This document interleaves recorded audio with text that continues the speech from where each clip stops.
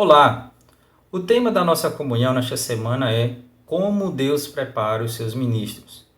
E tudo isso será baseado nos princípios valiosos contidos na segunda epístola de Paulo aos Coríntios. Com respeito à preparação de Deus para seus ministros, podemos conferir em Gálatas 1, de 13 a 14, que Paulo era dotado de muito conhecimento das Escrituras, avantajava-se em relação aos seus contemporâneos e também se mostrava uma pessoa muito religiosa que lutava bravamente para manter as tradições de seus pais, a ponto até mesmo de perseguir a Igreja de Deus com bastante ferocidade. E em vídeos anteriores falamos um pouco de Pedro, nosso principal representante, mostrando-se ser muito impulsivo, precipitado e rápido em fazer as coisas. Esse tipo de comportamento o colocava em muitas situações de exposição e era frequentemente corrigido pelo Senhor Jesus. Mas Deus trabalhou nele e tornou um vaso útil no começo da vida da igreja em Jerusalém. Todavia, caso você se pareça com Paulo, Deus também precisa trabalhar em você. Todo o seu passado, tudo que lhe aconteceu faz parte desse processo. Não reclame de nada. Se você realmente ama o Senhor e deseja servi-lo, Deus usa tudo para torná-lo um ministro da nova aliança. Assim como Deus trabalhou em Pedro, trabalhou em Paulo, Ele também quer trabalhar em mim e você. Conforme vemos em João 15,16, Deus escolheu você e te designou para que dê fruto e o seu fruto permaneça. Aleluia! Os versículos de 2 Coríntios, capítulo 1, de 8 a 9, representam muito bem o que Deus quer fazer conosco e como Ele prepara seus ministros. Leiamos. Porque não queremos, irmãos, que ignoreis a natureza da tribulação que nos sobreveio na Ásia, porquanto foi acima das nossas forças a ponto de desesperarmos até da própria vida. Contudo, já em nós mesmos tivemos a sentença de morte, para que não confiemos em nós e sim no Deus que ressuscita os mortos. Aleluia! Meu querido ouvinte, comigo e com você não será diferente. Deus permitirá que tenhamos as mesmas experiências para sermos úteis na mão do Senhor. Muitas vezes, quando nos sobrevém uma situação e não nos faz desesperar da própria vida, ainda usamos de nossos recursos para lidar com ela. Enquanto pudermos espernear-nos, espernearemos.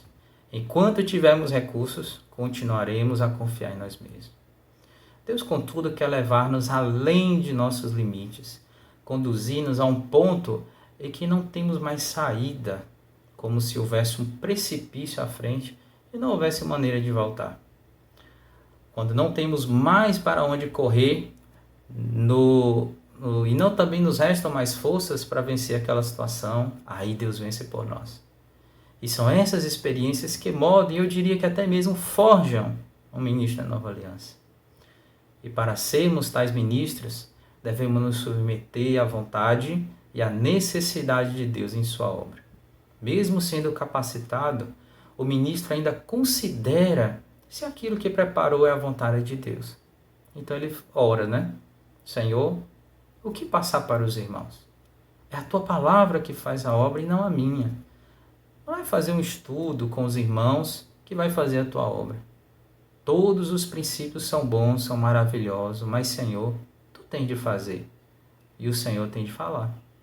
E ele faz isso até que a luz de Deus brilhe claramente. Veja, até mesmo ao gravar esses vídeos, não temos a intenção de explicar versículo a versículo, palavra a palavra, o livro de 2 Coríntios. Queremos, na verdade, abordar os principais conceitos e princípios contidos nessa epístola, e que essa palavra possa produzir um trabalho duradouro no seu coração, que seja uma palavra viva, que mexa com você e te transforme. Desse modo, devemos aprender a não apenas passar um ensinamento doutrinário, mas buscar o falar do Deus vivo. O primeiro princípio que gostaríamos então de abordar é a simplicidade e sinceridade. Em 2 Coríntios 1,12 lemos, porque a nossa glória é esta, o testemunho da nossa consciência, de que com santidade e sinceridade de Deus, não com sabedoria humana, mas na graça divina temos vivido no mundo, mas especialmente para convosco. Aqui essa palavra santidade, em alguns manuscritos, é traduzida como simplicidade. Sendo assim, Deus quer nos fazer voltar à santidade e à simplicidade.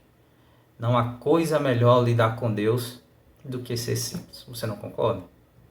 Quando situações negativas, por exemplo, ocorrem na igreja, mesmo aqueles que defendem a palavra pura de Deus, que ajudam a proteger os irmãos, cuidar dos irmãos, em geral também acabam afetados com as palavras negativas.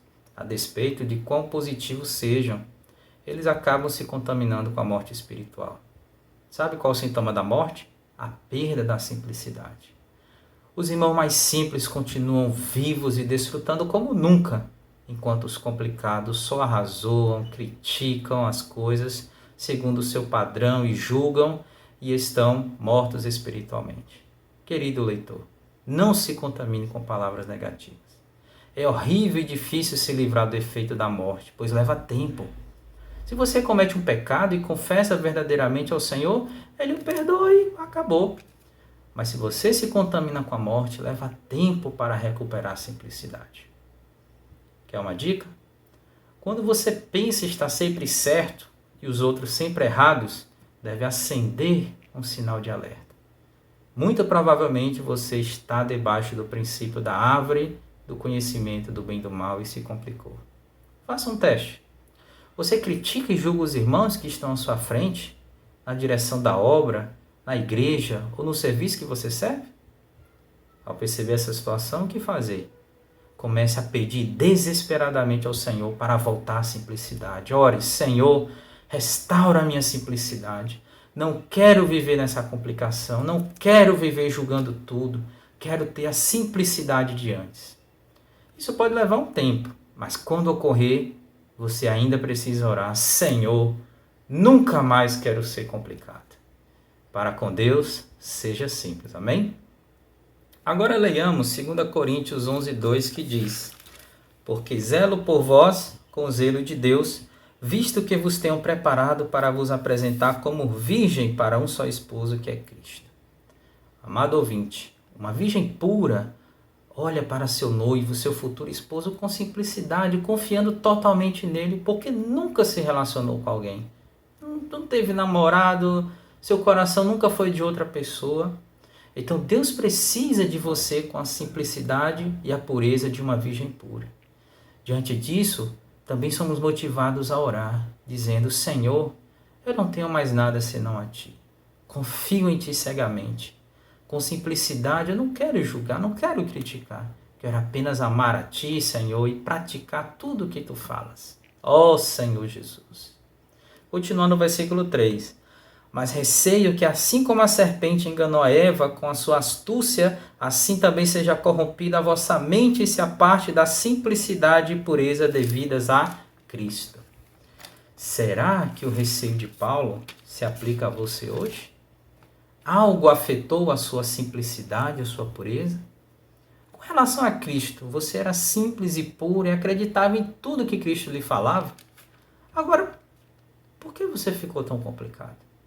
Sabe, quantos mais os anos passam, corremos o risco de ficar velhos espiritualmente e, consequentemente, nos tornamos o sabe-tudo. Há vezes em que Deus quer falar uma palavra, mas você replica: eu sei. Há outras em que Ele quer trabalhar na igreja de um jeito, contudo você torna a responder: eu tenho o meu jeito. Que tal aproveitarmos essas palavras para virar a página? Devemos abandonar esse bicho do eu sei e sermos curados do vírus que nos leva a ter nossa própria opinião e saber o que devemos fazer, devido a esses anos todos de experiência. Não confie em sua experiência, confie apenas no Senhor. Como uma virgem pura, olhe para Cristo com simplicidade e pureza. Esses dois versículos nos remetem a Gênesis 1:26, que diz: Também disse Deus, façamos o homem à nossa imagem, conforme a nossa semelhança. Olha só, você não acha estranho Deus usar esse verbo no plural, façamos? Isso é porque ao longo das Escrituras, vemos que nosso Deus ele é triuno. Isto é, em essência, ele é um, mas para executar sua obra e relacionar-se com o homem, ele é três. É o Pai, é o Filho e é o Espírito. Não se trata de três deuses, mas um único Deus. Também não se tratam de três modos de aparição. Na verdade, nos faltam até palavras no vocabulário humano para expressar precisamente essa característica de Deus. Mas digamos que são três pessoas que coexistem e são coinerentes desde a eternidade passada. Ainda de acordo com Gênesis 2,18, nós vemos que Deus iria criar uma auxiliadora para o homem, porque não queria que o homem ficasse só. E no passado entendemos que Deus estava falando dele mesmo, o próprio Deus se sentia só. Então, a partir dessa premissa, Deus precisava criar o homem para estar acompanhado. Mas na verdade não é bem assim. Nosso Deus já possuía um relacionamento belo. A Trindade divina vivia de maneira magnífica, perfeita e maravilhosamente bem relacionada entre si. Quando se tratou de criar o homem, a Trindade fez uma reunião. O Pai, o Filho e o Espírito.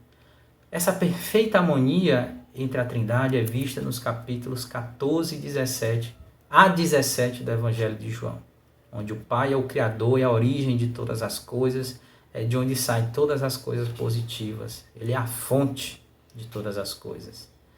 E também vemos que o Filho é amado pelo Pai e está disposto a obedecer ao Pai em tudo que este planejar. O Filho faz tudo de acordo com o coração do Pai, sendo o autor da salvação e que desempenha também o papel de conselheiro.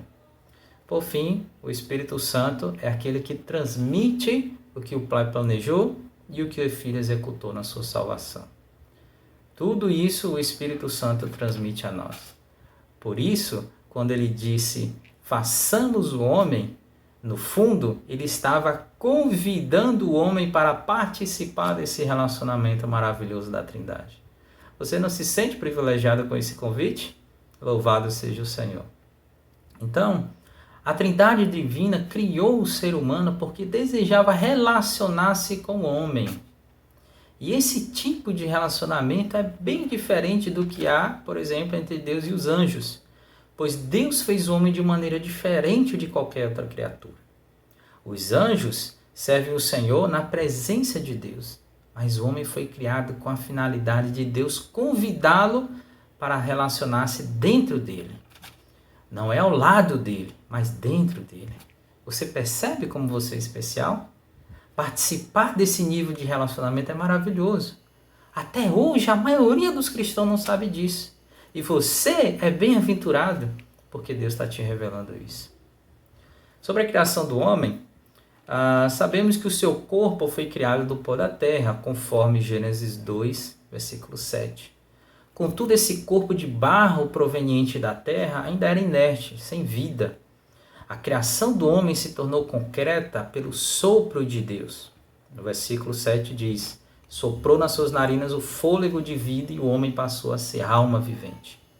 Quando Deus eterno soprou naquele boneco de barro, algo espiritual, celestial entrou naquele corpo terreno. E a partir de então o homem passou a ser alma vivente. Então, foi por meio do sopro divino, foi criado o espírito do homem, que é a essência da criação, é como um vaso para conter Deus. E Deus fez isso por quê? Porque Deus, que é espírito, quer se relacionar com o homem. Desse modo, nós com certeza temos algo de Deus. Aleluia! Além do espírito, a alma do homem também foi criada a partir do sopro de Deus. Essa alma é a nossa pessoa, a nossa personalidade, a nossa identidade. E nesse caso, Deus fez questão de criar uma alma diferente da outra. Você e eu somos únicos no universo. Não há dois de você nesse universo. Somente Deus é capaz de fazer isso, porque Ele quer ganhar sua pessoa de uma maneira personalizada. Você não é número. Você não faz parte das 100 ovelhas. Antes, você é a ovelha que se perdeu e que Deus foi atrás. Portanto, não diga, não sou escolhido, Deus deve estar decepcionado comigo, desapontado com tudo que eu fiz, com todo o meu passado. Querido leitor, você não escapa dos cuidados de Deus, pois Ele é importante. Você é importante para Ele, amém? Agora, a fim de sermos seus escolhidos, precisamos ser salvos e permitir que, a partir do nosso espírito, Deus possa trabalhar na nossa alma. Portanto, é imprescindível que a alma do homem se encha de Deus. Para termos um relacionamento verdadeiro com Ele, como a Trindade já tem, precisamos encher-nos integralmente da plenitude de Deus, de tudo que Deus é. A santidade, glória, unidade, justiça, amor e realidade. É para isso que o homem foi criado. Eu estou maravilhado com essas revelações. Você também está? Então, inscreva-se no nosso canal e compartilhe esse vídeo com mais pessoas para que elas também saibam por que Deus as criou. Também não se esqueça de ativar as notificações para você ficar sempre informado quando tivermos conteúdo novo. Deixe seu like e também seu comentário. Jesus é o Senhor. Um abraço, fica com Deus.